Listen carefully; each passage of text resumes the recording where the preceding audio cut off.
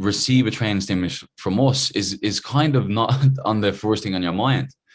So maybe we can start to tailor our exercise responses in the sense of matching our training stimulus to this readiness to train, and develop measures that might be able to track these acute symptoms of fluctuations more accurately to where we can actually prescribe a more appropriate training stimulus. Some of the other things that we have to consider when we're working with chemotherapy is a lot of people receive either ports or PICC lines. Now, all of these are essentially is a way to stop repetitive damage to veins as people are getting chemo. So instead of going back into a same vein or similar areas with needles as people are going through chemo across weeks and all the rest of it, people will put in these ports just under the surface of the skin, where it's a lot easier to dig into without damaging the vessel. So that they will actually have a line infused in the vessel that comes out and has this port will allow you to have access. So it's a great way of giving chemotherapy without, damaging vessels. Some of the challenges that would inherently come about, oftentimes ports are up here in the chest region or a PICC line, is being very mindful of how we move with these port and PICC lines in. So in general, we're working with participants or patients to use their own self-awareness as a guide here. So we're trying to avoid excessive or explosive movements where we might dislodge a port or we might disrupt the PICC line. And oftentimes we're working in these early stages just to see what range of motion looks like around these. But it's certainly something that we have to consider, particularly with resistance training, as we're looking to see how these people move and making sure we're contributing to their wellness, but not putting them at extra risk of disrupting a port, because if we do, then that's an extra surgical procedure that they have to go through to kind of get that back in place. So it's really important to be mindful of that as we're thinking about exercise prescription. One of the really interesting things about chemotherapy is this idea of chemo brain. So cognitive impairment is a massive area of research in the field of cancer, and certainly this idea of chemo brain is this kind of foggy feeling that general reports of memory and fatigue, some disruption in kind of short-term recall, and overall just kind of cloudiness of thought. We don't really have a great idea of what's going on in terms of the factors that contribute to this.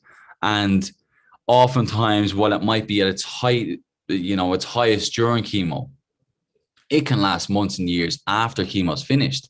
So this is one of the side effects that oftentimes when people grow their hair back and everyone says, look, you're great, you finished chemotherapy and you're back to normal. Once hair is grown back, oftentimes people are left with these long-term and late effects that can have a dramatic effect on quality of life that we need to work around. And also practically from an exercise prescription perspective, there can be a lot of difficulty remembering exercise names, remembering techniques and things like that. So we have to be fairly patient with people who are experiencing this to a great degree to work with them in managing all these different symptoms. Cancer-related fatigue. Dr. Lahart is certainly an expert in this area. He's produced some seminal work, some various papers on this that are certainly worth reading. The idea of cancer-related fatigue is distinct from regular fatigue in that it's not just, I feel tired. There's a lot of contributing factors from both a tumor and a treatment-related perspective that is causing this overwhelming feeling of fatigue that importantly is not alleviated by rest. Meaning, if I go for a nap, I don't wake up any better than I did before. So it's a really challenging symptom for a lot of people to be experiencing, because it's almost an oxymoron for us to be saying, hey, listen, can you try exercise? And the really interesting thing of our understanding as it stands is that fatigue can be certainly alleviated by exercise prescription and participation. And some people think that the most fatigued individuals tend to stand to benefit the most, which would be fairly intuitive. And if you're the most impaired in any area, you would stand to benefit the most.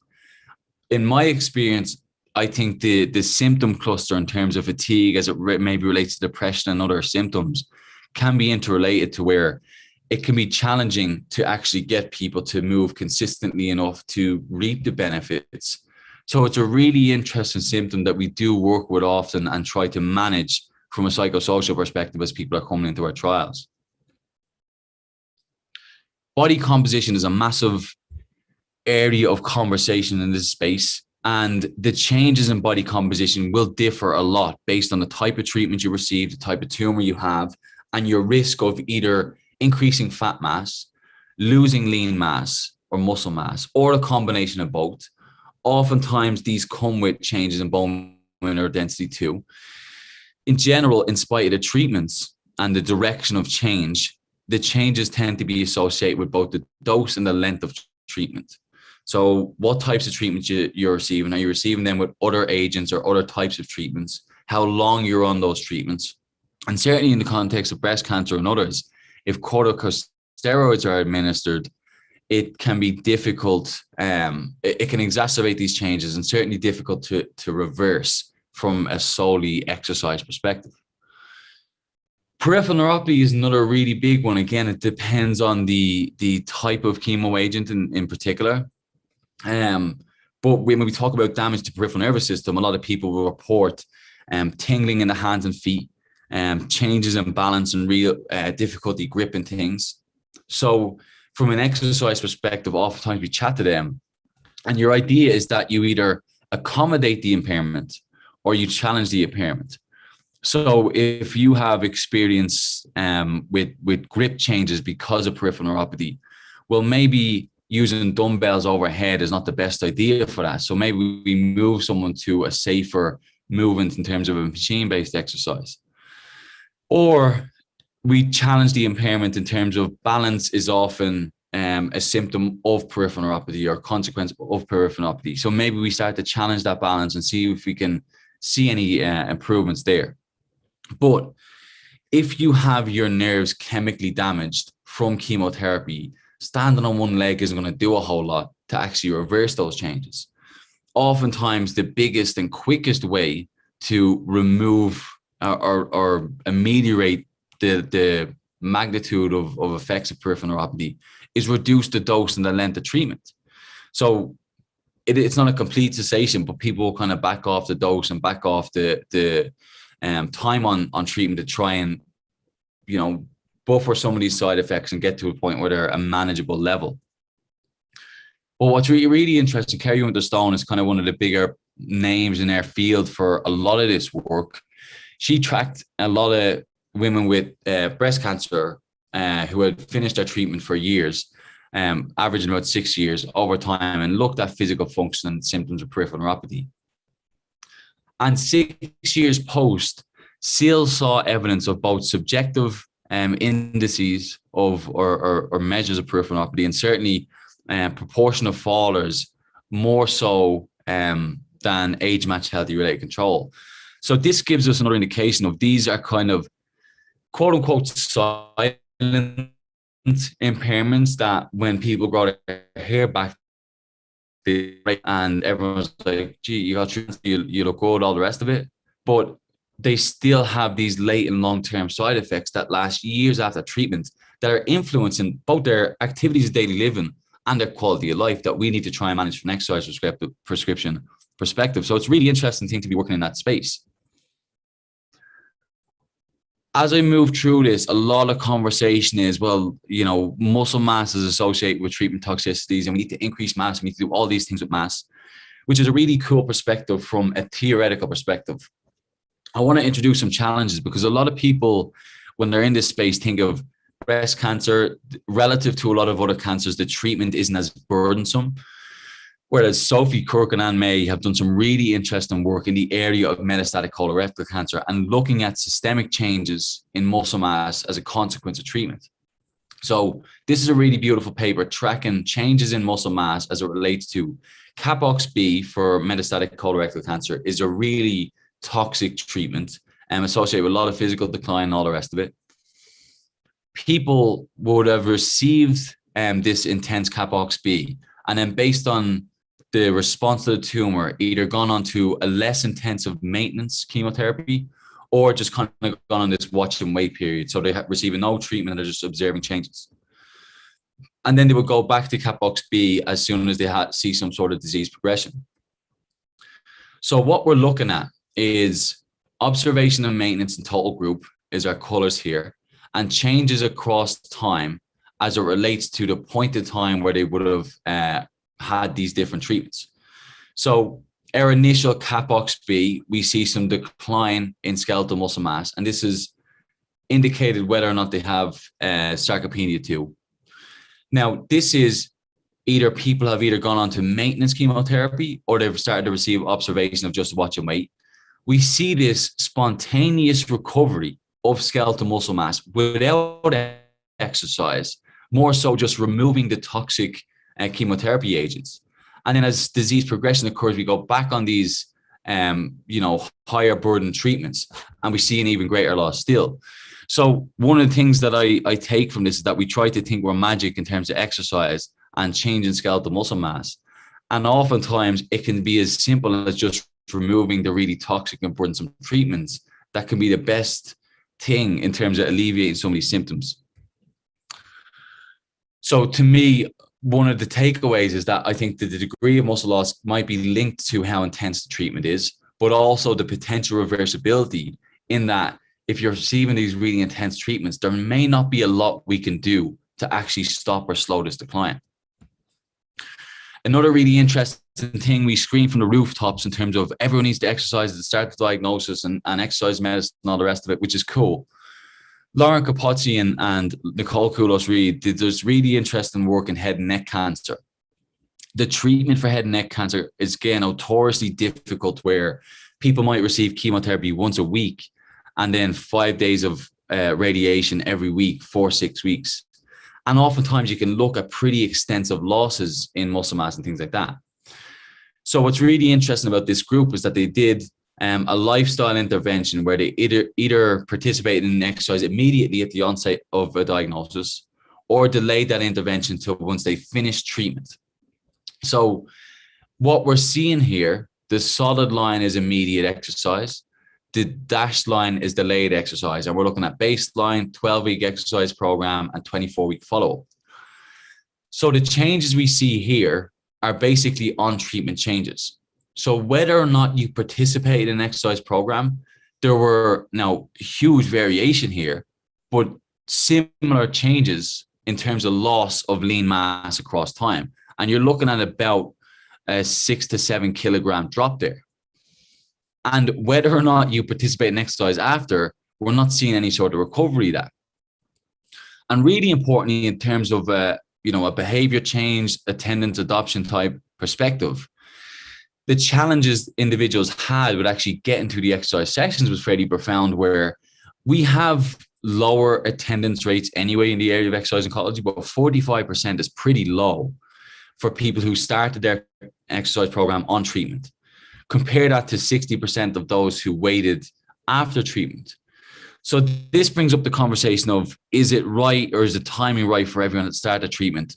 Or are we better suited, if we're not going to see any positive changes, in not introducing that extra stress and burden of going to an exercise clinic 3 days a week to not really see much benefit? Whereas can we use that time to start to educate people on helpful behaviors and all the rest of it? And then once the burden of treatment immediately in terms of going to the treatment center and all that has been lifted, then we introduce a set these behaviors after the fact, where they might be in a place where they're in a better place to receive these treatments.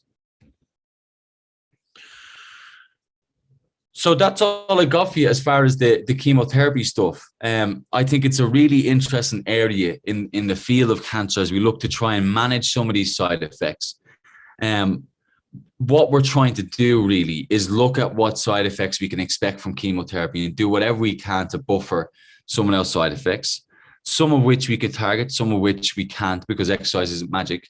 But it's certainly really interesting conversation pieces. We look forward to structuring trials around this and seeing what we can do to help patients move better, feel better, and hopefully tolerate their treatment better.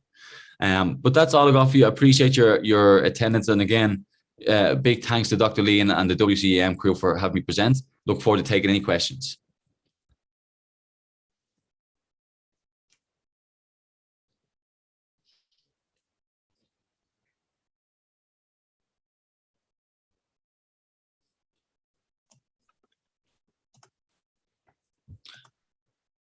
So as I'm looking through, thanks, Kieran. Sorry, we just have a few questions, a few brief questions for you.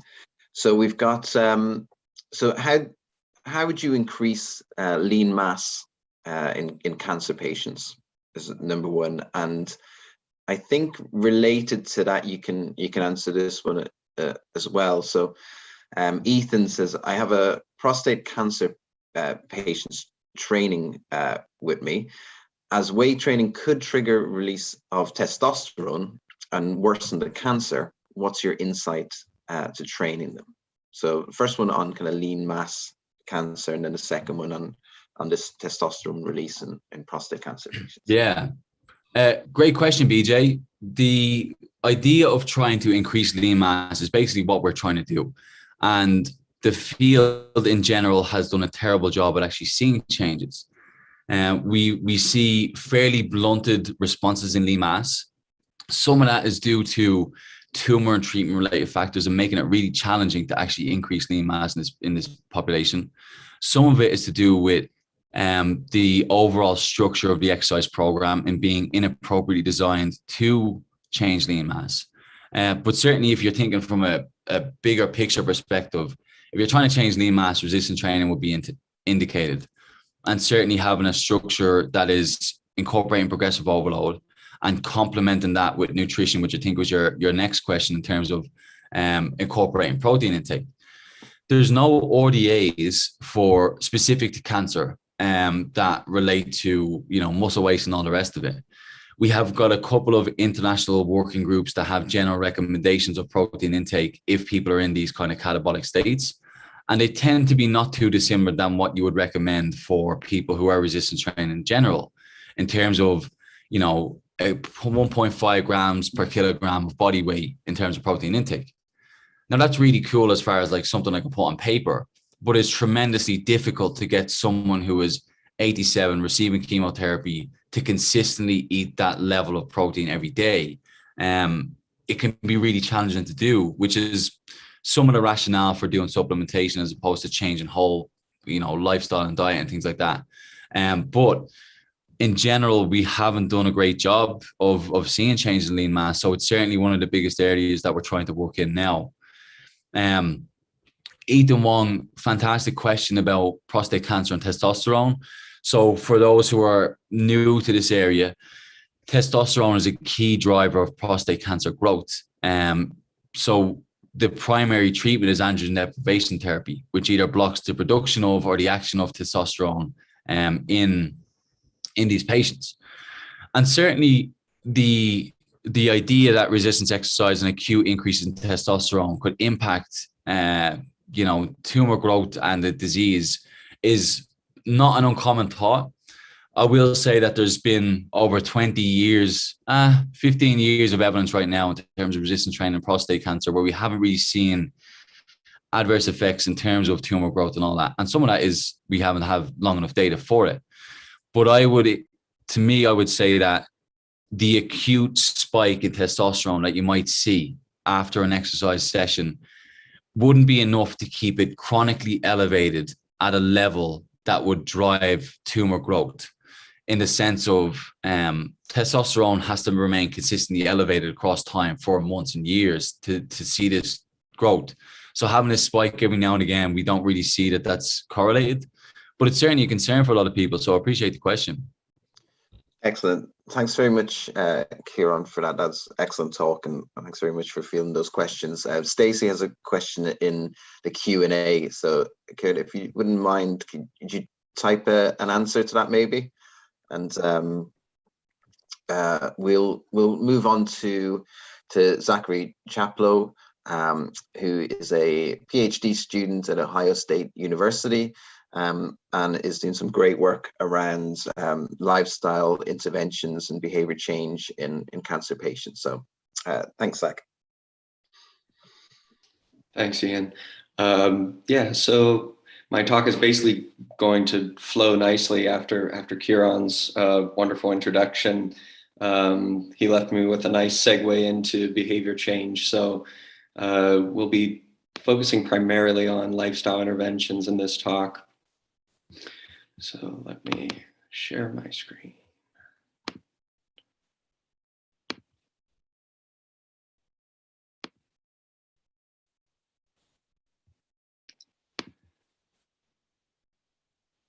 Okay.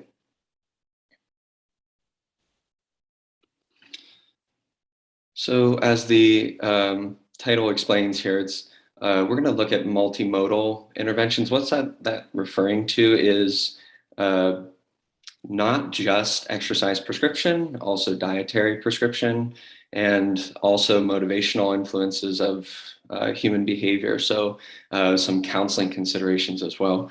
And then also at the end, we'll do a shameless plug for our group mediated cognitive behavioral approach, or the GMCB. And we'll show some of the unique pilot data that we've published here recently, and then some ongoing trials as well. Contact info for me here. If you have any additional questions, that I'd be happy to answer those over email. Okay, so the general agenda of our lab at OSU, again, it's just as Kieran explained, we can shout exercise is great from the rooftops to our heart's content, but what exactly do we do when we run into problems like ambivalence, for example, or why people don't do things that they know they should do, right? We have certain behavioral barriers, environmental barriers, social barriers, intrapersonal. So, at all of these levels, there are techniques we can borrow from related fields to combat that issue and promote successful independent engagement and maintenance of behavior change. So that being said, our general agenda on the left there, lifestyle interventions for health promotion, disease prevention, weight management. Weight management, just a note on that, that's sort of the central connection that the world of cancer research, as well as overweight, obesity, metabolic syndrome, and others, all sort of coalesce around. And we now have a pretty good sense of the cancers that are lifestyle-related cancers, dealing with metabolic estrangements and issues that come up that can be at least attenuated, if not mitigated, by successful lifestyle research. So we sort of coalesce around weight management. We borrow approaches used from those adjoining fields. But also we look at the role of exercise and diet in enhancing quality of life, psychological well-being. And in general, myself as a behavioral scientist, I'm really trying to understand the behavior itself. So we look at these behaviors individually, not under an umbrella. We look at each pathology as it comes in an individual sense. What are the antecedents of the behavior leading to that, if it's behaviorally linked? How can we engage with the individual to promote long-term maintenance? And that varies between different types of cancer, especially. We also investigate the strategies that would work to change the behavior. Now, this is really important, as evidenced by my underline of the word change. There's quite the conundrum in the field between investigating the underlying reasons for a behavioral pathology. There's a difference between looking at antecedents in that sense and actually promoting change and making change. Again, think of exercises. This is sort of different than something like smoking cessation, right? One behavior we're looking to we're looking to stop the behavior, to mitigate the challenges. The other, we're looking to acquire a healthy behavior. Now, there's a whole nother host of behavioral targets that we're looking for to actually acquire a behavior, right? Especially a healthy behavior. Again, we run into problems like ambivalence very frequently. So I won't belabor this slide. This is just, oodles of information here to indicate that we have, as Kieran mentioned, 2 decades of successful intervention research, and that all points in the direction that successful exercise and lifestyle change is great. It can be really helpful. We know that these metabolic diseases and conditions are systemic in nature, so it makes a lot of sense that a systemic treatment or therapy would really make a major difference in a host of outcome measures. So what's the role of interventions? So again, we're trying to intervene to have folks feel comfortable and empower the individual to be able to adopt healthy behavior change. So again, it's acquiring a healthy behavior. So it can be quite difficult. Kieran mentioned individual differences between primary types of cancer, but also between the individual, right? So we have many layers to work through to target interventions to the individual if that is our goal. Basically what we know so far, right, that exercise or physical activity interventions in sedentary cancer survivors are safe and effective.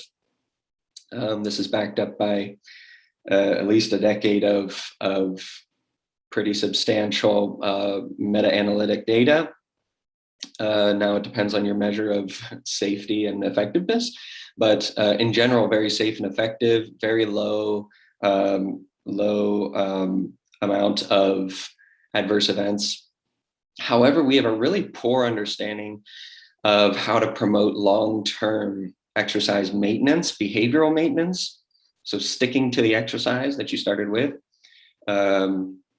We also have a really poor understanding of how to maintain physiological changes that have been made. So for example, weight loss.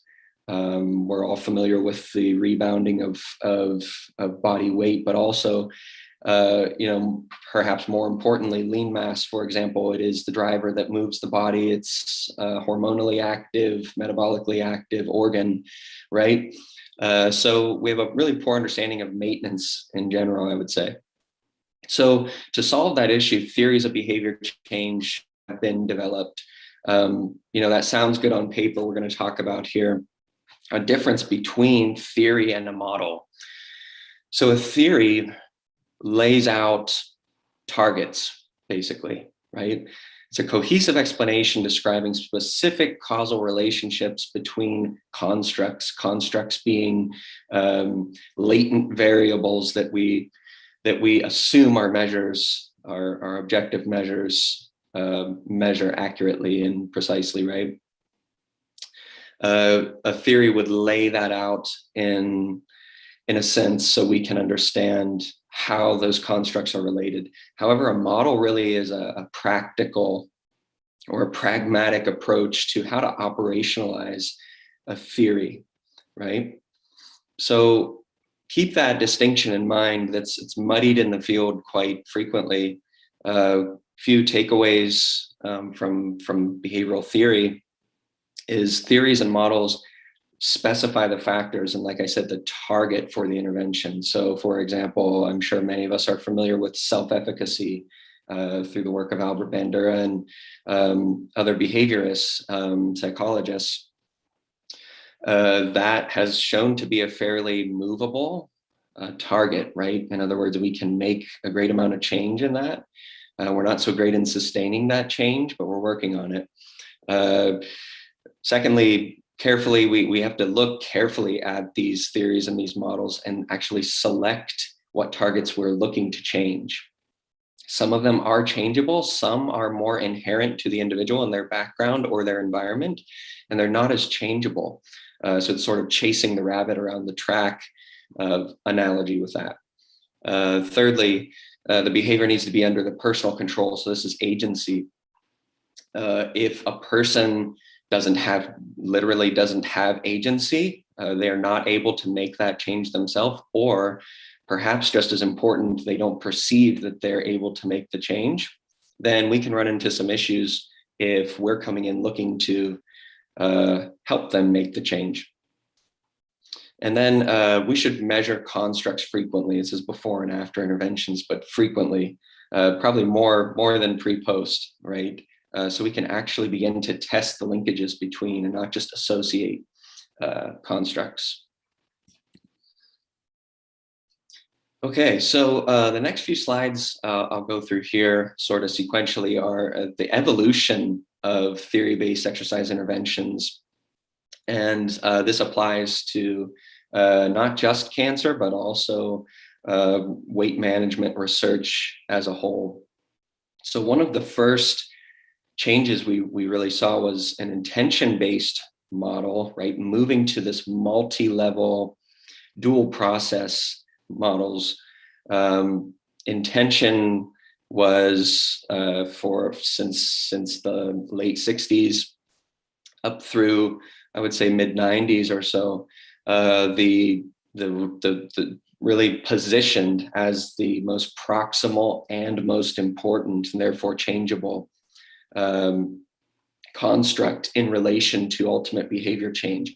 If you're looking to increase someone's physical activity, for example, well, we would look for intention, right? We would measure their intention. We would try to increase the intention because we assumed that linkage between intention and behavior was strong.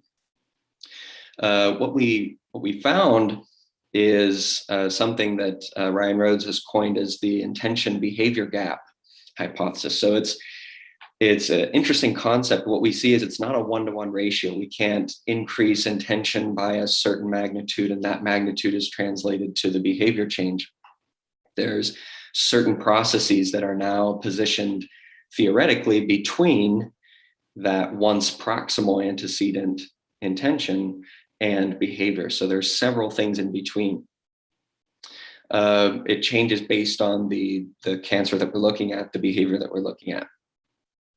So we've made this transition to multi-level dual process models. Dual process meaning we have a deliberative mind, we also have an automatic mind, right? So we have, obviously we can all think of personal examples of this. What my lab focuses on is self-regulatory processes. So this is very much a deliberative or a conscious process. Our theory is based on learning, right? That forms the foundation. So this is a conscious process. We teach individuals how to self-monitor. We use tools like MyFitnessPal, different apps that are available these days. Some folks stick with pencil and paper. We set goals, teach them how to set SMART goals, how to problem solve effectively. We actually use groups to do this. So it's a dynamic problem solving method. But we don't discredit the automatic processes involved in that dual process, right? We have habits that are ingrained. We have learned habits, which are difficult, as we all have experienced changing our own habits, right? But we also have implicit attitudes and perceptions, beliefs. We have concepts such as ego depletion or self-regulatory capacity, meaning we run out of. It's sort of akin to the fatigue conversation Kieran was discussing. We run into issues where we see folks actually being, if we throw too many things at them, right, they're unable to make change as effectively as if we did it in a sequential manner. So the next change we saw was from a black box approach to intervention mapping framework. So just quickly, a black box approach is exactly what it looks like there on the screen. I put together a treatment plan. I give it to you. Things turn out great, wonderful, right? It must be my plan. Well, we know that's not true, right? And that's not helpful, and it's ascientific. So we switched from a black box approach to an intervention mapping framework. And what intervention mapping has done is it gives, it adds to the rigor of the science, basically. Okay, we can see the steps there. You would, if you're looking to start a project with prostate cancer patients, maybe undergoing treatment, first we want to understand. So you would identify the determinants of the behavior change. What should we be looking for as those targets? We would design the causal model or the cognitive model. What are we actually going to, what theories are we going to string together that theoretically and hypothetically would lead to change? Then we would actually select methods of how we're going to do that. I already mentioned we use groups for problem solving. So there's a perfect example, right? So we'd pick a theoretical construct like problem solving. We would find a method and we would marry those together. We would put it into practice. Ideally, we would be able to measure mediating variables or at least moderating effects. And then we would report on the active ingredients and what those acronyms are: behavior change techniques, BCTs. I'll refer to those as we go through, and MOAs as mechanisms of action. So think of BCTs as what I did, the mechanism of how what I did worked. Okay, and we're going to talk about that as we go through.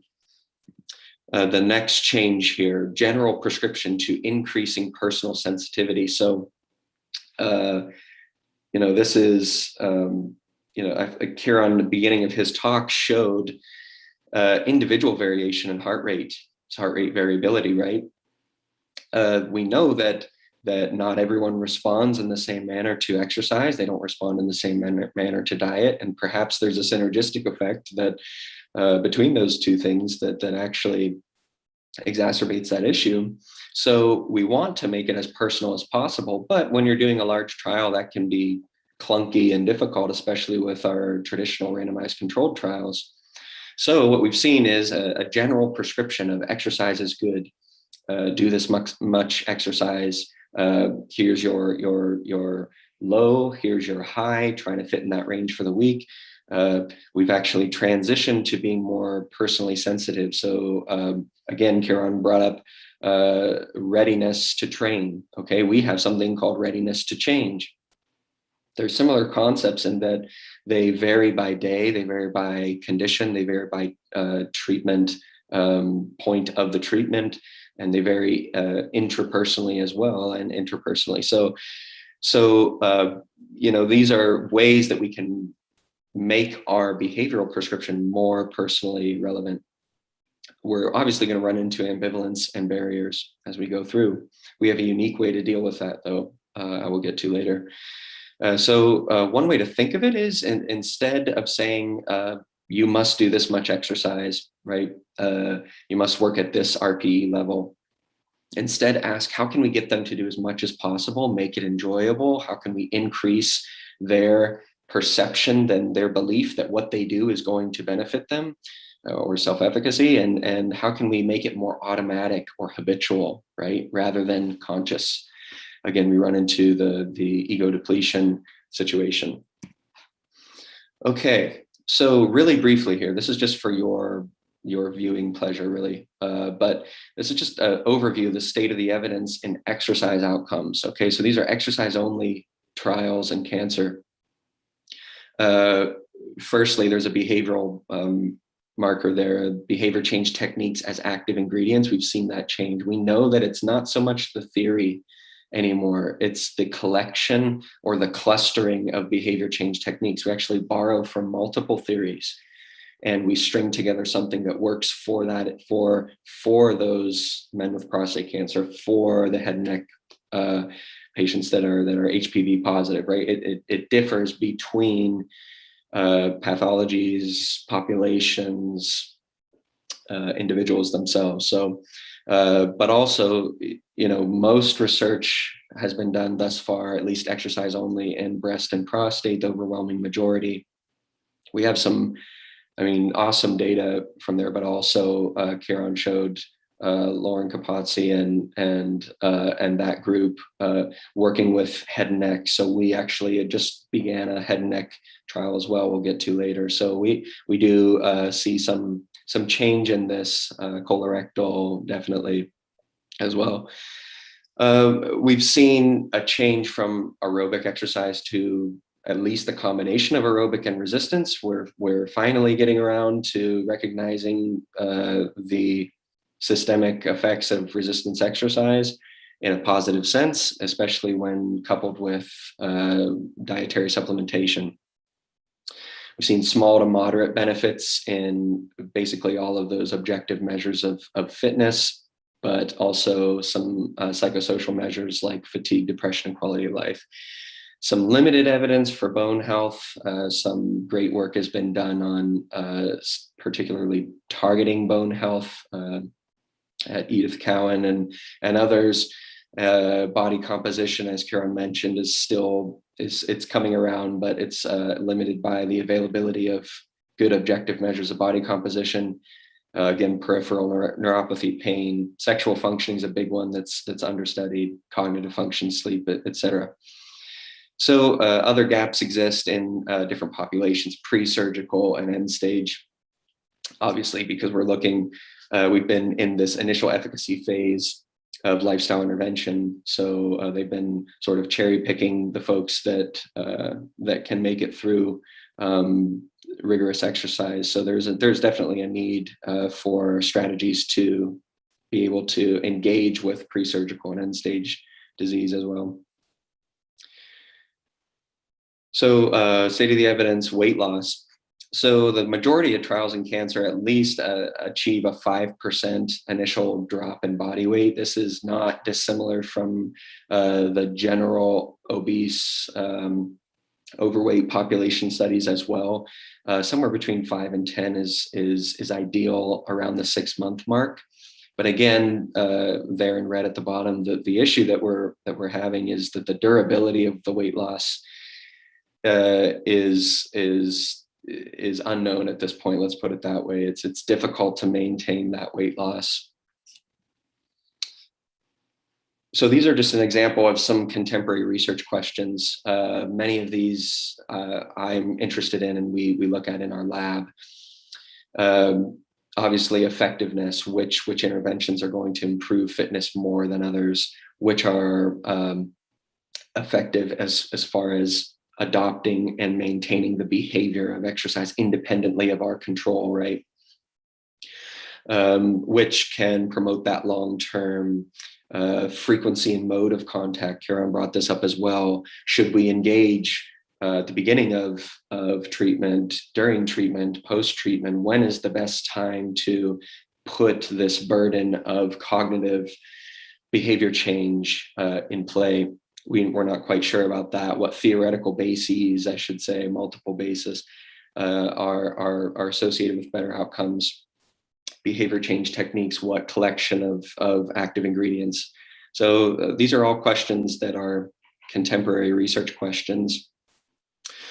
This I threw in because this is a recent systematic review in cancer here, but it's looking at, on the left, there's green exercise interventions, red dietary interventions, and blue combination interventions, right? So what we see is with exercise alone, as far as weight, now this is just pure body weight, so we're not looking at lean mass and fat mass, unfortunately, in this diagram, but as far as weight change goes with lifestyle related cancers, exercise interventions promote a modest decrease in weight, short term, right? But we see a little bit more with a dietary intervention alone, and we see the best benefit arguably with combination approaches.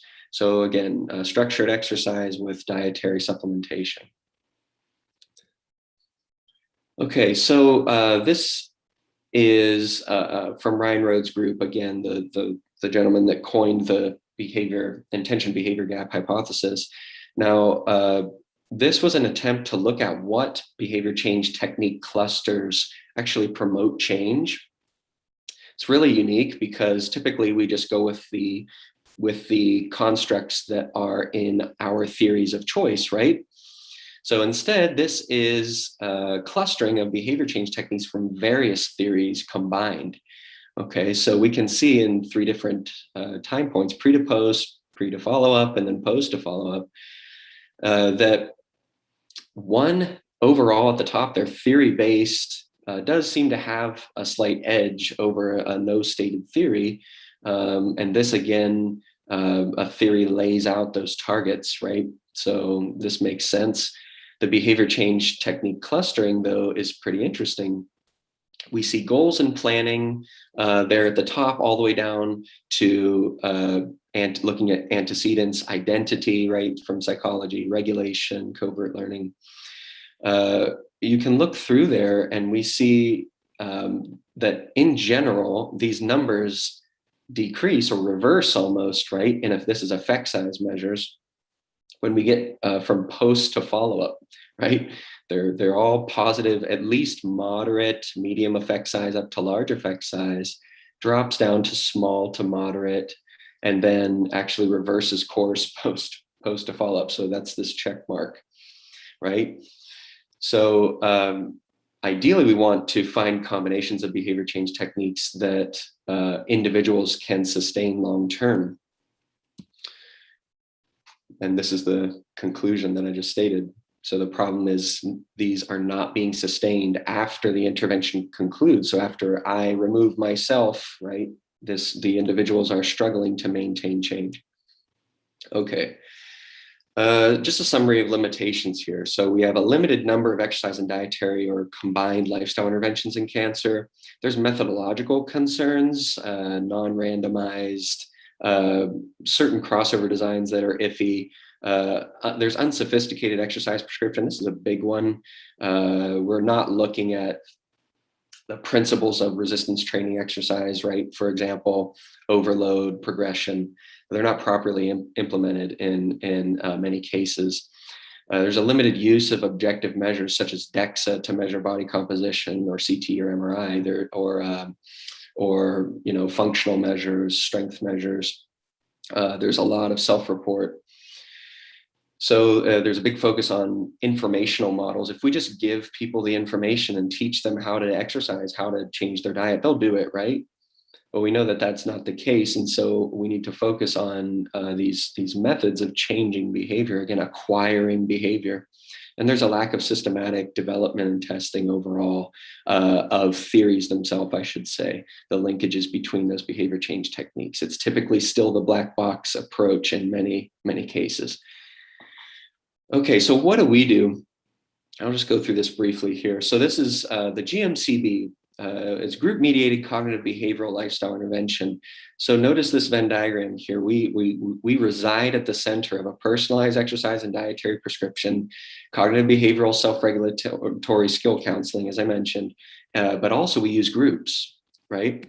And all of this is done within the group learning environment. So in general, the group becomes the active agent of change. Our goal is to maintain these groups long-term because what do I know if I'm talking to someone who's going through extensive chemoradiation for head and neck cancer?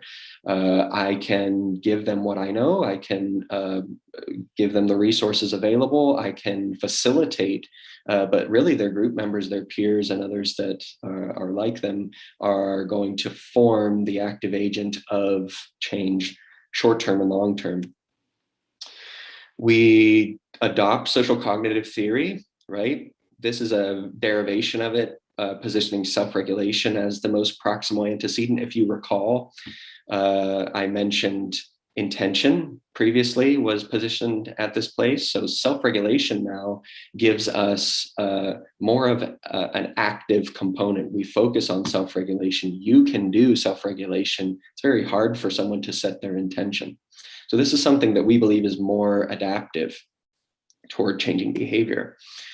Here's an example of Ralph Schwarzer's health action process approach, or HAPA, and a very similar derivation there. They put action planning and coping planning as forms of self-regulation as the most proximal determinant of the actual behavior. Okay, so these are some key elements. As I mentioned, we use a counseling approach. We're trained in this approach. So it works very nicely coming off the back of Kieran's discussion on adequate exercise prescription and individual tailoring. If we bring a counseling approach to this, we can empower the individual, and we have some nice pictures there from our group sessions, to make the change themselves. We harness the group dynamics, and this is also theory-based, based on theory of group dynamics. And ideally, what we always try to do in our trials is systematically titrate away from our control, right? More toward the group control and individual or autonomous control.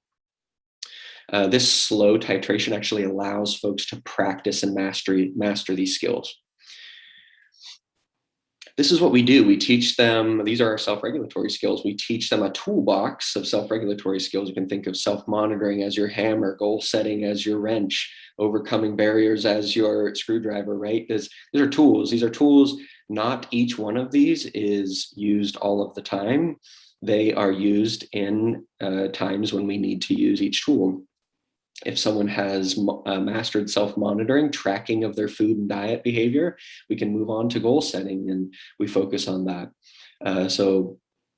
Ideally, we would also build in preventing lapses. We know that's a part of behavior change. We're not under the illusion that there will be no lapses. Here's our current pilot trials running. I threw it on this timeline here. So basically, a more traditional efficacy approach is our HN Care. This is head and neck. Randomized pilot trial, IDEA P, that's prostate, men on ADT. And then a more community-based approach has been our move into HNABC or breast cancer in the community. So again, here's IDEA P, single-blind pilot trial and randomized.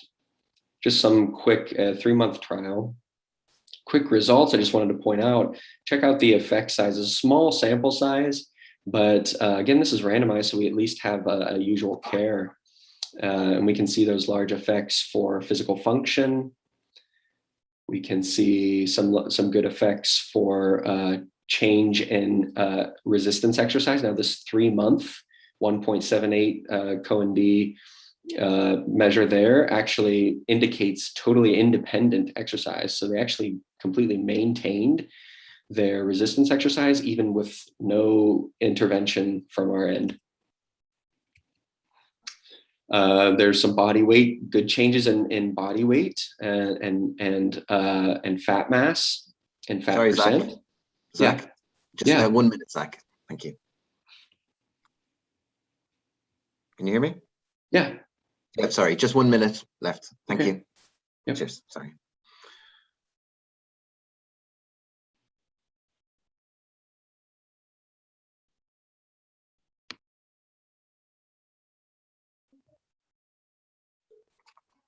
Oh, sorry, Zach. You can finish your talk. It's just one minute left in your talk.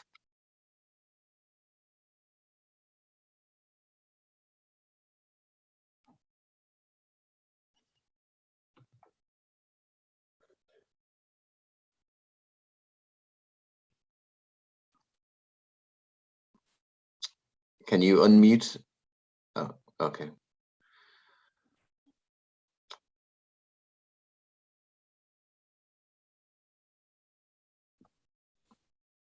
Okay, yeah, thanks, Ian. So we see some beneficial changes here in from IDEA P, and this is men on treatment. Here's from my recent publication using DEXA. So we can see some change in lean mass, again, with even on ADT. So in general, I'll give you an overview of HNABC was done in the community. This is breast cancer. And we're partnering with Stephanie Spielman and the Height Center to deliver this to folks that are free living post-treatment. Hopefully build this into a larger R01. And same with our head and neck. Same deal. We just started a small pilot trial with the goal to replicate a lot of what Lauren Capozzi did in their work, and hopefully see some maintenance of beneficial body mass change. Some future considerations. And then I just wanted to leave you with this. Thanks, Ian.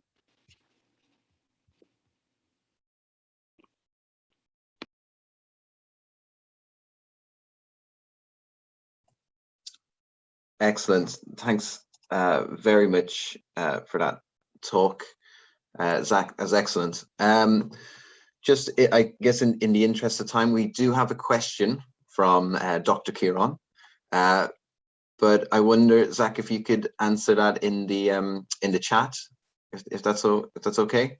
But yeah, great talk on that. The behavioral change stuff is essential. You know, exercise is a behavior after all, so we need those components.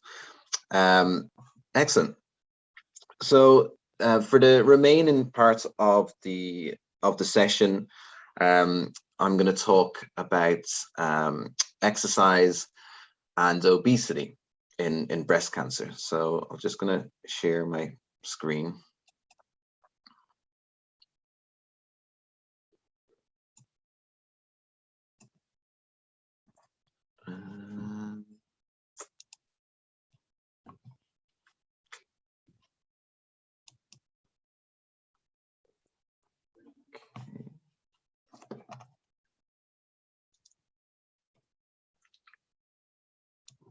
Okay. I'm hoping everybody can see this now.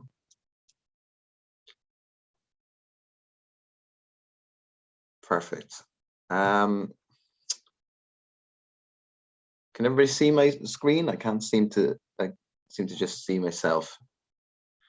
Can somebody just pop in the chat whether they can see the slides or not, please?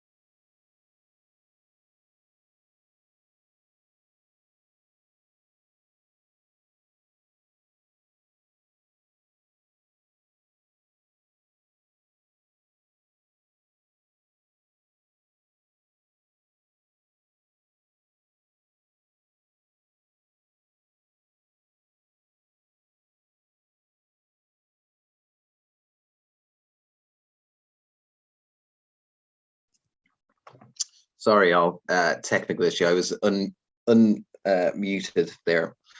So great. So I got a few messages to say that you could see the current view of the slides. So I think I'll go with that. So you should be able to see the main thing. I was using two screens, so the sharing kind of thing got messed up.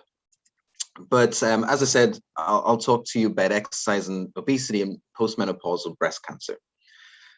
So just to kind of give you a little bit of background, this is from data in the UK. So there's over 50,000 women diagnosed with breast cancer every year in the UK. Close to 12,000 women still die from breast cancer each year, and there's over 200,000 women living with a diagnosis of breast cancer. So within 5 years of a diagnosis. So that's, you know, over 200,000 women who have gone through treatment and are living with the kind of adverse effects of that treatment, as you know, Kieran went through earlier on. For some of the Malaysia stats, so the numbers aren't as high, but the pattern is the same. So breast cancer is the most common cancer, and more people die, or more women die from breast cancer than any of the other cancers. And in terms of the prevalence as well, so there's over, you know, close to 30,000 women living with a diagnosis of breast cancer in Malaysia. Now, we know that the incidence of breast cancer increases with age. So when we look at, you know, the age profile of breast cancer patients, we know that most are postmenopausal. So when we look at it across age groups, we can see this. So from 40 to 59 years, we have a prevalence of over, you know, close to 80,000 women, and then 60 to 85 years, we've got 142,000 women living with a diagnosis of breast cancer. So we know that, like, premenopausal breast cancer is relatively rare compared to postmenopausal breast cancer. Now, you know, we know that there are modifiable risk factors for breast cancer and non-modifiable risk factors. So we know that the non-modifiable risk factors we can't really do much about. We saw that, you know, it increases incidence with aging. We've got you know, the genetic mutations that you inherit. You've got reproductive histories such as early menarche. You've got you know, breast density, previous radiation exposure to radiation, and a family history or personal history of breast cancer. So we can't do anything about those. But the modifiable risk factors we can. So we can see that some reproductive factors in terms of how many children, when you have children, breastfeeding, oral contraceptive pill use, hormone replacement therapy, alcohol consumption. And then we get to what we're interested in today, is really around physical activity or physical inactivity, and overweight, obesity. So these two, it's not just by, you know, determining the modifiable risk factors doesn't mean that they're easy things to change. And as Zach, you know, pointed out in his talk, these are quite difficult things to change, but they are, compared to some of the other things, more modifiable. So in terms of obesity, then, we know that there's convincing evidence that obesity increases the risk of, you know, up to 13 different types of cancer. So when we look at the body fatness and adult weight gain, we've got increases in all of those, and you can see postmenopausal breast cancer is in there. It's a slight different story for premenopausal, where body fat may have some sort of protective effect, but obviously that comes with other health issues in terms of increased risk of diabetes, etc. So here's some of the evidence that's behind that kind of convincing evidence for an increased risk from the World Cancer Research Fund. So you've got you know, some large observational studies, and the increased risk with postmenopausal breast cancer can be seen here. So I'm not going to go into detail in these studies, but you can just see the type of risk, increased risk with of breast cancer with obesity. An interesting one that in this one at the bottom here is that the elevated risk was associated with obesity was limited to women who never took hormone replacement therapy. So there is an idea that obesity may have a greater, may increase risk by a greater amount for those who have hormone positive cancer.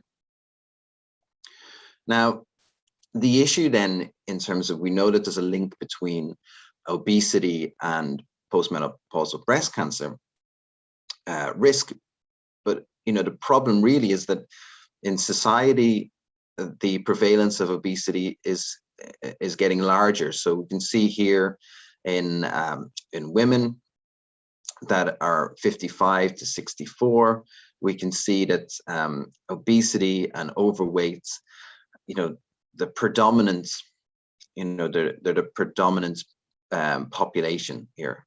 So the actual normal BMI is quite low compared to our overweight and obese. So this is a growing problem. So given the link between obesity and breast cancer, we see that incidence could increase. So the incidence of breast cancer could easily increase given the prevalence of obesity in the population.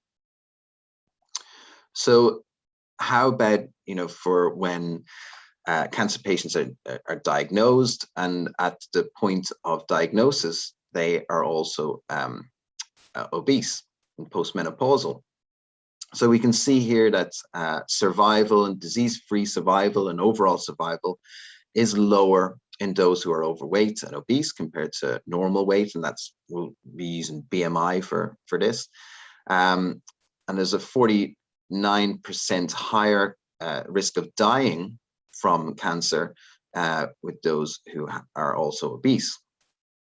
And then, as I said here, it seems to be that this link between hormone receptor positive cancer. So we see here luminal A and luminal B are subtypes of breast cancer that are estrogen and progesterone positive breast cancers. And there doesn't seem to be this association with HER2 overexpressing or triple negative tumors.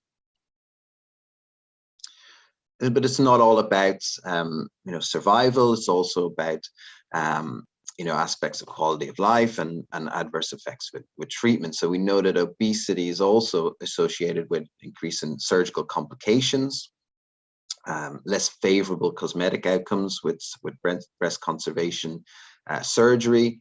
We've got higher risks of complications during breast reconstruction, higher incidence of radiotherapy adverse effects, and an increased risk of lymphedema with obesity and during the breast cancer treatment. In terms of chemotherapy, and this follows on from Kieran's talk as well, is that we do have a problem of appropriate dosing of chemotherapy for women who are obese. So there is a fear that of comorbidities in this population, and that kind of fear of these comorbidities may lead to a reduction in the chemotherapy dose. So you have basically a consistent underdosing of obese patients with obesity, and that leads to dose reductions and the limited efficacy of then the treatments. And that underdosing then leads to worse prognosis. So it could lead to recurrences in the cancer, spreading of the cancer for overweight and obese women. So how much weight gain do we see, in breast cancer? So, there will be certain women that present with obesity at diagnosis, but also there's an issue of weight gain during treatment. So we see in this slide that there was an excess of 265 breast cancer cases over 5 years that gained over 10 kilos since menopause. So that's quite a significant increase in weight. Most gain, there is a certain amount of weight gain during the treatment and then immediately after. And we see here that any weight gain of above 5% is associated with early death. So, it's a big issue of trying to control, not just weight loss, but also weight maintenance, so to prevent that weight gain. So again, here's what we see on average, around, this was a meta-analysis of weight change during chemotherapy, and we get an average of 2.7 kilos weight gain. And, that's going to be, fat mass. So that's not going to be any kind of increase in lean mass. We probably will see a reduction in lean mass and an increase in fat mass. So, let's talk a little bit around why it might be that obesity is linked with postmenopausal breast cancer. So I'm not going to go into this in too much depth because we've got about 5 minutes left, and I want to talk about some of the evidence. But here's a really nice image in terms of some of the factors that might be at play that increase the risk of breast cancer, and also recurrence of breast cancer in those already diagnosed. So you have a case of menopause where we have estrogen and progesterone, a decrease in how much is secreted by the ovaries, and then we have a reduction in insulin sensitivity. We've got a decrease in the lipolysis, of breakdown of fat, and we've got a decrease in leptin secretion here as well. So these will lead to, could lead to reduction in energy expenditure, physical inactivity here, and a diet that has a higher amount of fat. And this can lead to, obviously, obesity, weight gain. And then obesity is associated with these factors that then can increase breast cancer cell proliferation and increase survival of those cancer cells. So things like a reduction in sex hormone binding globulin, which then increases the amount of estrogens, and that can then lead to your cell proliferation. We've got insulin resistance here. Then we talk about the adipokines and the cytokines that are involved, and an alteration in those, and then really kind of alterations in your metabolism that impact cell proliferation. And a big one here is an increase in aromatase expression here. So this is where we can convert androgens to estrogens. So overall, an increased exposure to estrogen. So what's the potential role for exercise here? So we have a number of different therapies that we can use for in breast cancer: diet, physical activity, the aromatase inhibitors, metformin, which is common for type 2 diabetes. We've got non-steroidal anti-inflammatory agents, and so on. So how might exercise work in this case? Well, we need to think about exercise working through a reduction in body fat, and exercise working independently of changes in body fat. So in the blue here would be changes independent of body fat changes. So perhaps we have an increase in sex hormone binding globulin, for example. Here we've got improved insulin sensitivity, lower inflammation, better immunosurveillance, and reduction in DNA damage. So that's in theory what we can do independent of body composition changes. Now, my view would be that these would be very difficult with exercise alone, and they may be dependent on a change or a reduction in body fat. So we've got, in terms of, if we can reduce body fat, then we may have positive changes in inflammatory cytokines, leptin, adiponectin, improved insulin sensitivity, and reduction in aromatase action here. And this can all lead to a reduction in the risk of recurrence and reduction of early death due to cancer. And perhaps reduction in body composition can also improve that issue of underdosing that I talked about earlier on. So we've got that improved adherence to treatment and appropriate dosing of chemotherapy. So how about then the evidence for this? So I think this is the latest large systematic review meta-analysis on the topic, and it looks at weight management in overweight and obese breast cancer patients. So it looks at any study, any intervention, randomized control trial that was a weight loss intervention in breast cancer patients. And so we can see here, when you pool together all of the weight loss interventions, the actual change that you can get with diet and exercise is around close to 3 kilos. That's what we see in our. So it's obviously really, really difficult to accomplish weight loss in cancer patients. So this is what we see overall. We change in BMI of about 1.4 and a change in waist circumference of about 1.6, 1.7 centimeters. Now, one of the things to point out here is that when we grade the evidence, the quality of evidence is quite low here. And this is mainly due to issues in the internal validity of the study. So it might be issues with randomization, it might be issues with the outcome assessors not being blinded, or it might be issues with dropouts and attrition in these trials. So we can see here, this is split between postmenopausal and premenopausal, well, a mix of pre and post in the studies. So we can first of all see that sample sizes are quite low in a lot of these studies. You see there's this large one that really sticks out, and this is where we get our 2.5 change in weight for postmenopausal women, and overall 2.25. So we don't see that much of a difference in terms of the weight loss achievable with postmenopausal compared to a mix of pre and postmenopausal women. That's one thing. But I think, we probably need more larger studies in this area of better quality to establish just how effective these interventions are. And this is the same for waist circumference, and actually with postmenopausal, this wasn't statistically significant. So, there is uncertainty in how much these weight loss interventions can lower waist circumference. So just to give you a little insight into some of these studies.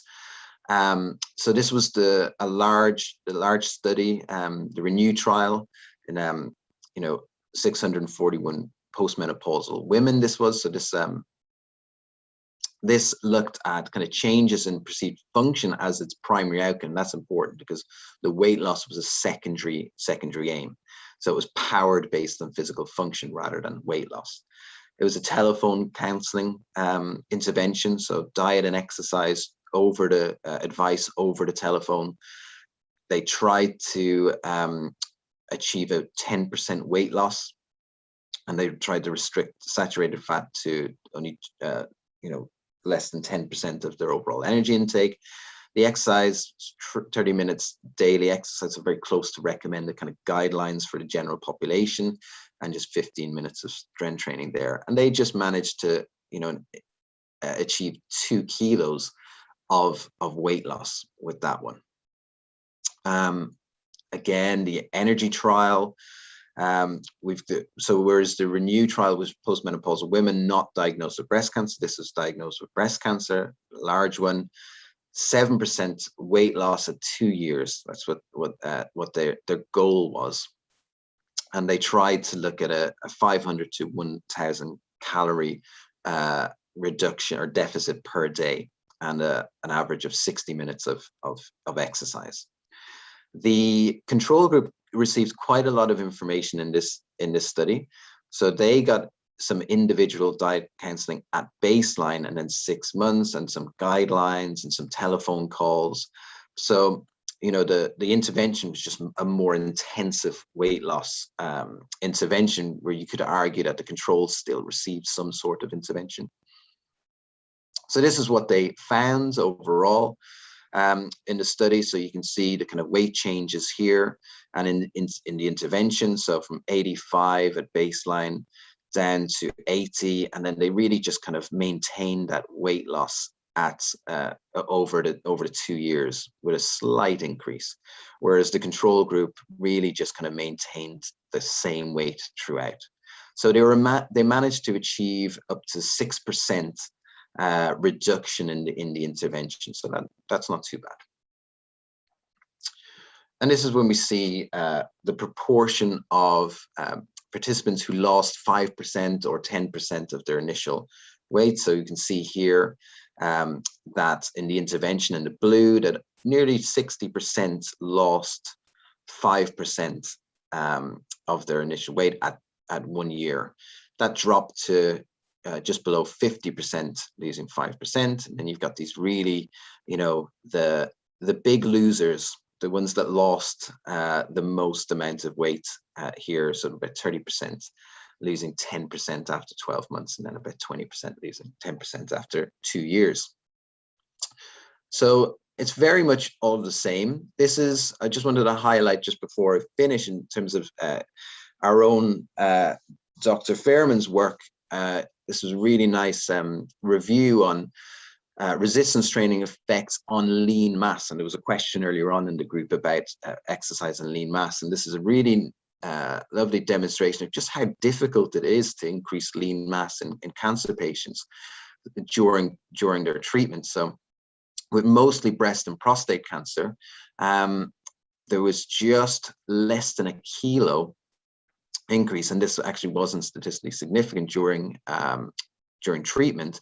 And then after treatment, it was just less than half a kilo increase in lean mass. So really, really difficult to change lean mass. Biomarker change is a bit noisy at the moment. So when I talked about the kind of estrogen levels and the cytokines and everything, bit noisy. In the systematic review that I referred to earlier on, no meaningful changes really. Triglycerides was the only statistically significant decrease in all of those. In the new trial, this is from this figure, promising. So we can see reductions from diet and exercise, more than diet and more than exercise in a lot of these biomarkers. For the specific biomarkers, you can check out the DOI number. Slides will be available for these talks. And in the lean study, they had borderline changes in C-reactive protein, but no other biomarkers, despite having 6% weight loss in the intervention. So I think the story with the biomarkers is it's really, really difficult to change these with weight loss interventions, but we need better, bigger studies like in most areas. Yeah, and there's this interesting one that's ongoing, so maybe keep an eye out for this study.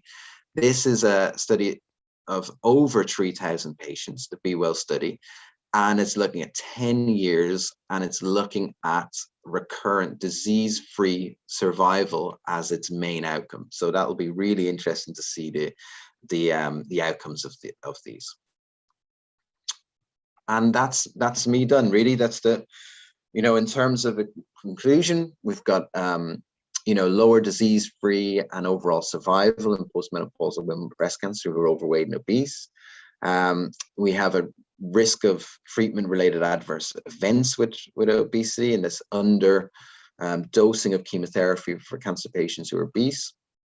We've got a number of factors linking menopause to alterations in cellular metabolism. So, the adipokines, the estrogen exposure with obesity and breast cancer, and exercise may be a potential therapeutic approach to improve the prognosis of postmenopausal women with breast cancer and obesity, but this may require dietary interventions combined, so to induce that weight loss, which is really tricky. As we said, you're changing two behaviors there from Zach's talk, so diet and exercise. And the available evidence is a bit mixed for the key biomarkers so far. So modest weight loss, I would say, in a lot of these studies, and kind of mixed results for the biomarkers. So I'll leave it there for now. So I'll just field any questions that you might have.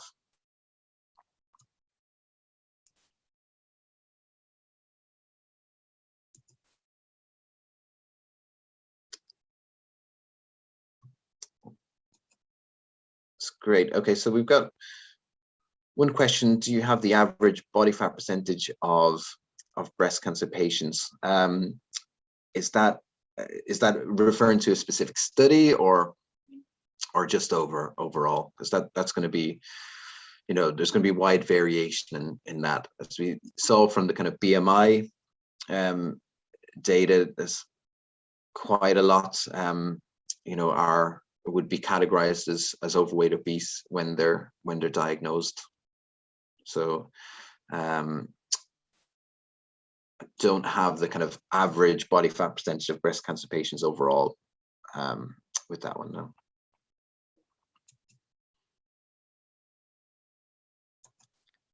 Okay, I think because we're quite over time, so I'll thank all of our participants for attending and your patience, for seeing it out until the end. And I'd like to thank two speakers, Dr. Kieran Fairman and Dr. Zachary Chaplow, for their excellent talks. So thanks very much, and hopefully see you next time. Thank you.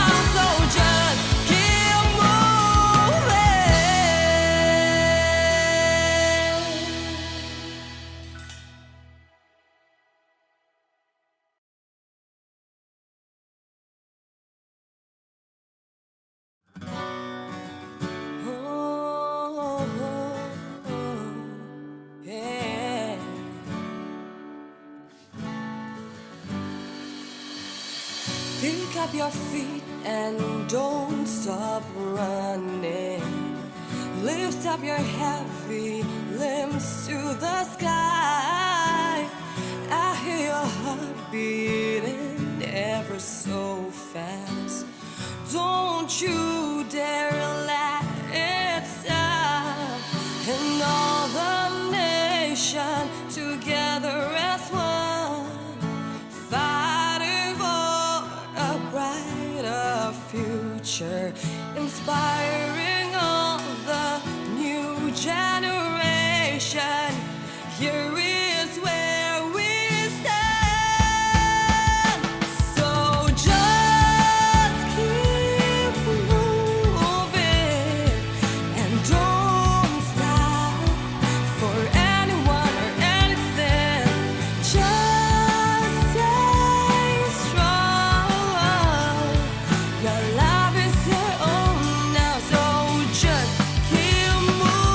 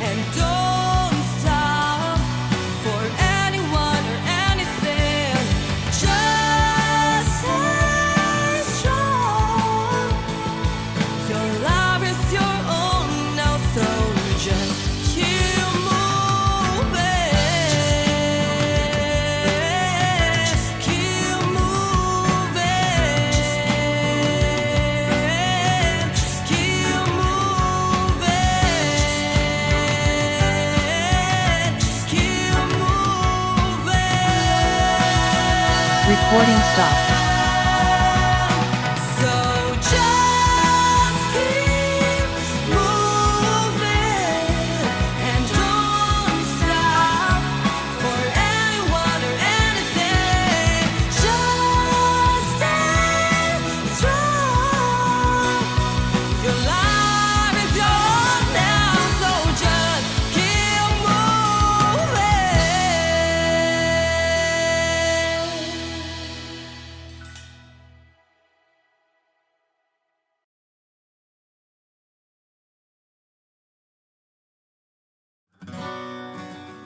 Oh, yeah.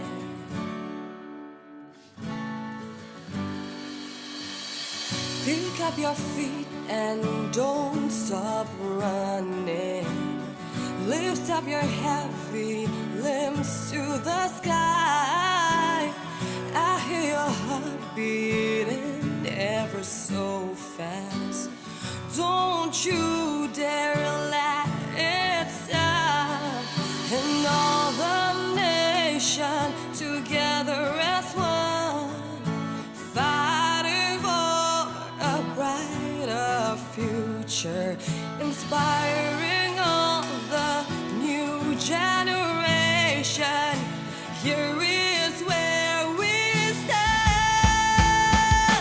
So just keep moving and don't stop for anyone or anything.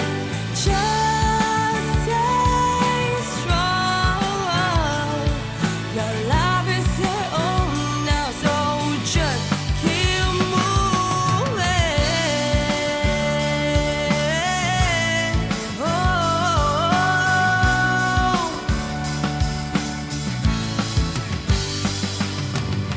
let your steps pick the way for the future. 'Cause you're alive, inspiring others.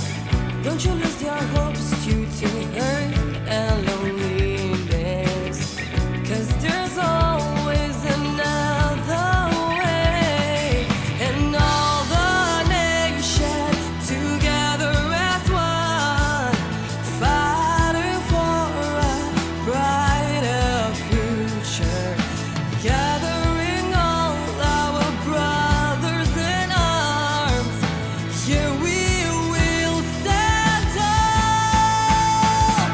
So just keep moving and don't stop for anyone or anything. Just stay strong.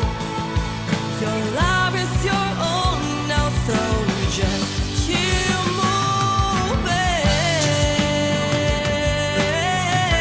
Keep moving. Keep moving. Keep moving.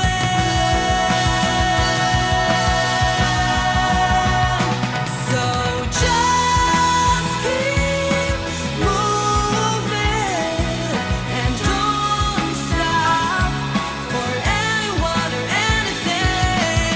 Just stay strong. Your life is yours now, so just keep moving.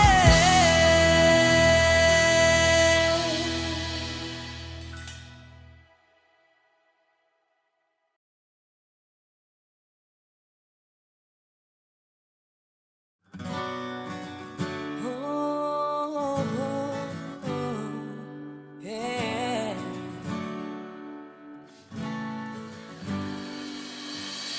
Pick up your feet and don't stop running. Lift up your heavy limbs to the sky. I hear your heart beating ever so fast. Don't you dare let it stop. And all the nation together as one, fighting for a brighter future. future, inspiring all the new generation. Here is where we stand. So just keep moving and don't stop for anyone or anything. Just stay strong. Your life is your own now, so just keep moving. Oh,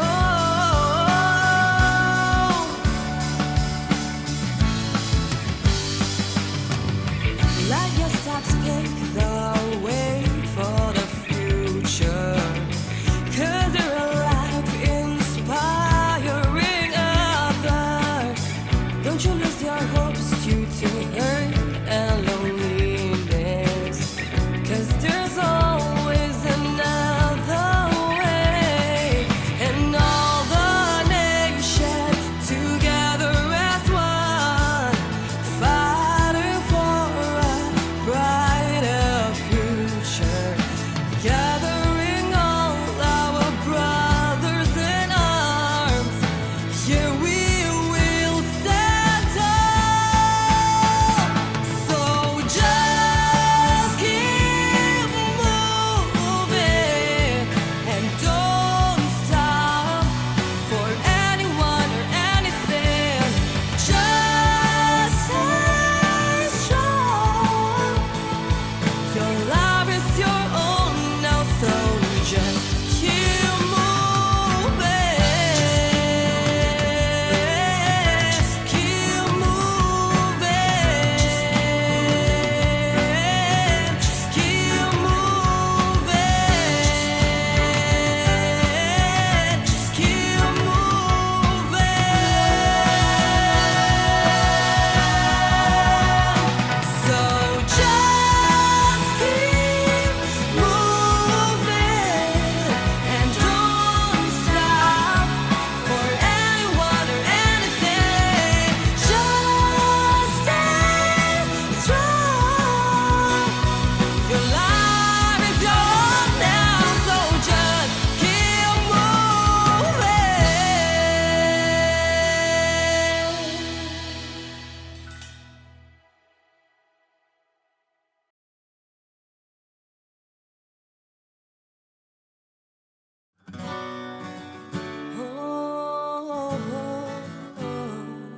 Yeah.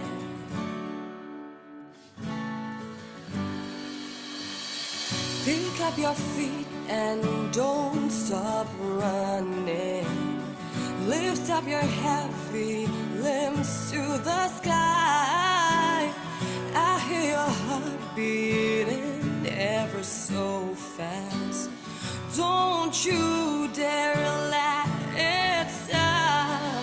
And all the nation together as one, fighting for a brighter future, inspiring all the new generation. Here is where we stand. So just keep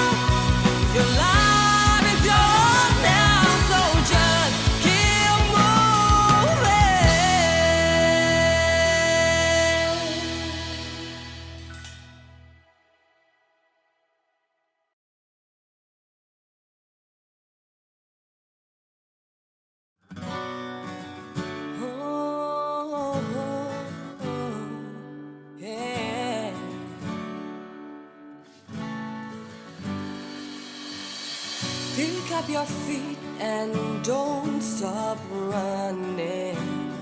Lift up your heavy limbs to the sky. I hear your heart beating ever so fast. Don't you dare let it stop. And all the nation together as one, fighting for a brighter future, inspired